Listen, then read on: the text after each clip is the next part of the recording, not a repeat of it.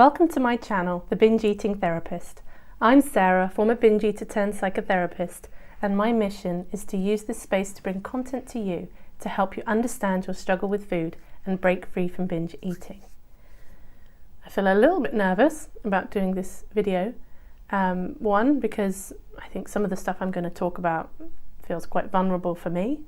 And two, I'm also a bit concerned that maybe you're not confused about your binge eating recovery, and then by watching this video it confuses you, and I don't want that for people.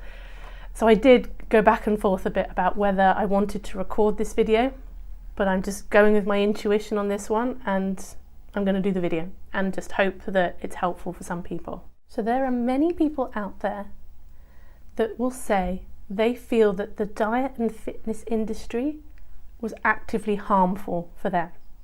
So the way those messages of diet and fitness culture played out in their lives caused their disordered eating, contributes to their binge eating, has been very problematic when it's come to their relationship with food.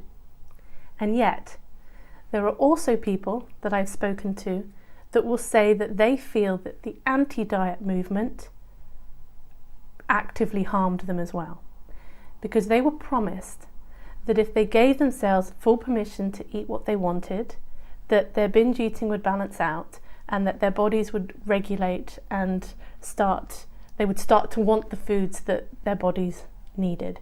And that wasn't their experience. They gave themselves permission and they kept binging and they gained more weight, and they were already distressed about their weight, and now they're binging more than ever and they are in bigger bodies than they feel comfortable being in. And when they say this doesn't work, the anti-diet movement will insist that they weren't giving themselves full permission. Maybe there was mental restriction. It's always this idea of that person must have got it wrong somehow, rather than maybe that was not the message that person needed to hear. Now, there are a number of voices out there in the binge eating recovery world, and they're all spreading their message, and these messages can feel contradictory. I tend to see that people talking about binge eating recovery are people who've recovered from binge eating themselves, like me. So therefore, we are biased. We're biased about our own experience and what we feel worked for us. But what biases often do is it makes us blind to other possibilities.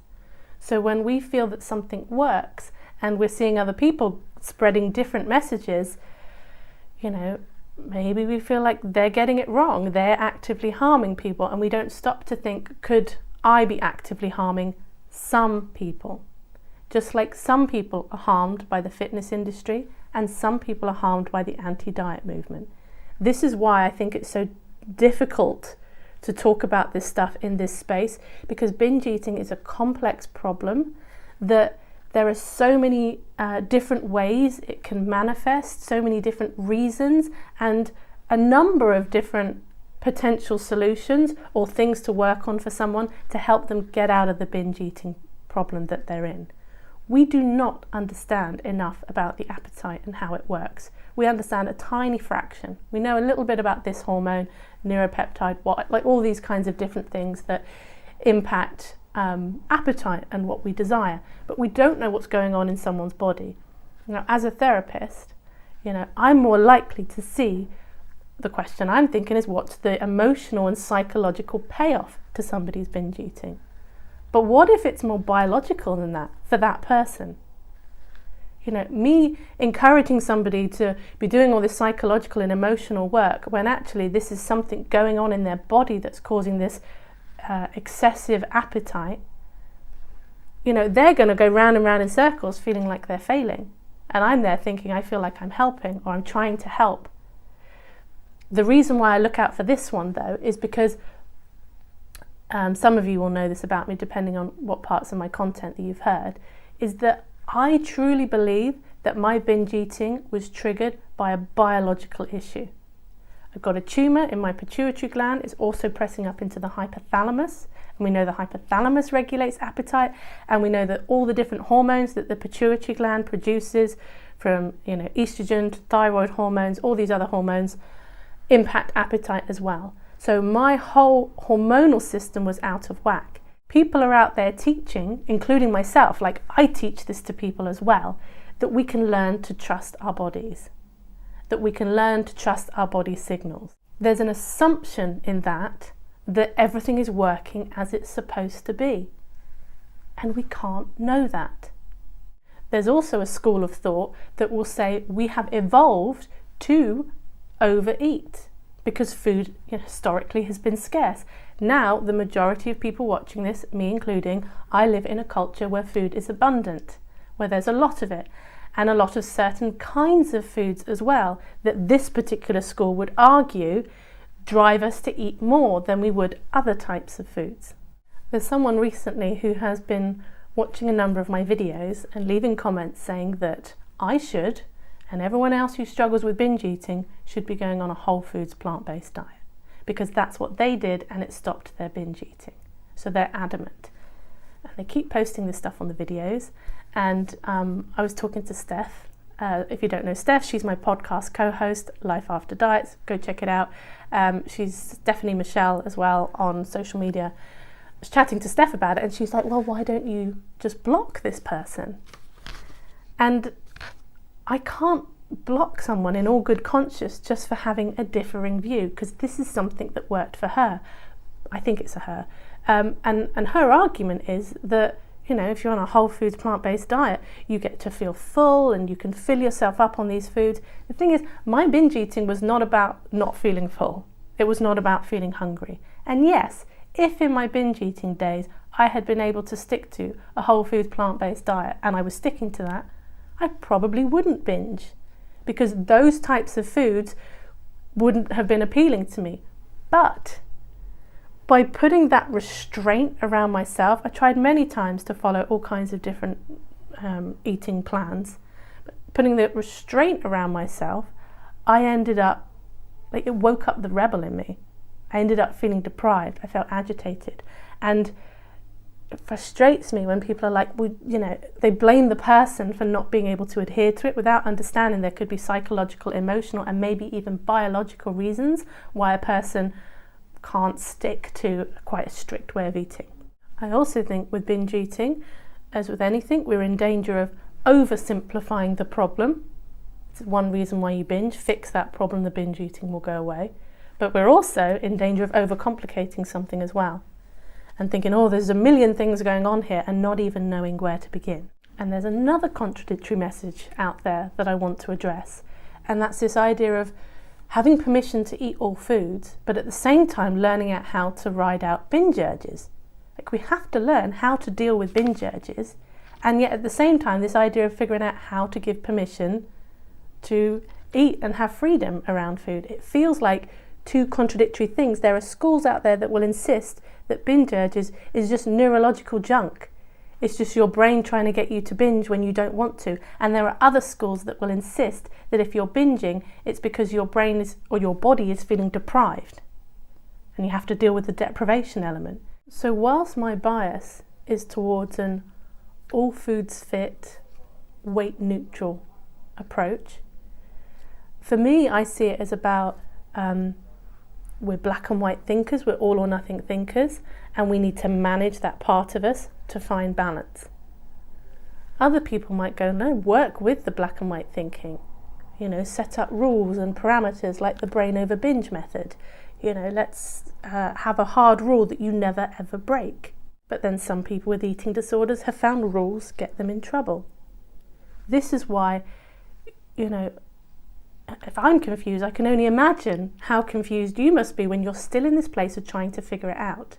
The only things that I feel like I know, and again, I use that cautiously because there are always going to be times when maybe that's not true, but this is kind of how I ground myself in my approach, is that firstly, I believe we need to deal with the shame, because I think it's the shame that blocks people. And I also think that when we try and change our behaviour, motivated from a place of shame, we either keep failing and triggering off more shame, or even if we manage to comply, we're going to be miserable. Like, you can't shame yourself into peace and happiness and, positive feelings about yourself. And number 2, what I want for people, and this might not be what you want for yourself, but so if this is not what you want for yourself, my approach probably isn't going to be helpful to you. What I want for people is I want people to feel free. I see this as a trap and a prison, and I just want people to feel free.